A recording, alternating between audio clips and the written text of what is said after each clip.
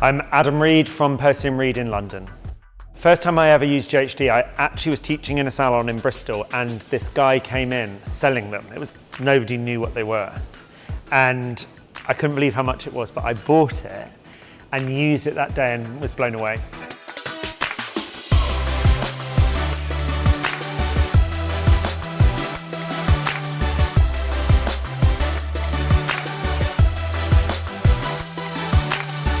You have to get the hair prepped.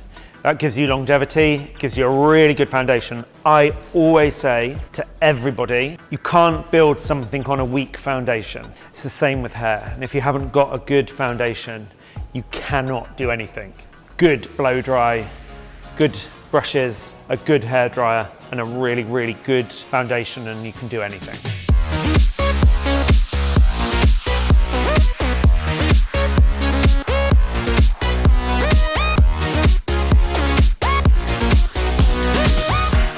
Wherever I am and whoever's hair I'm doing, seeing their face when you've done something that may be unexpected, maybe something that they've never been able to do themselves, something that sort of blows them away, or something that makes them feel really, really great, that's the best hair day to me.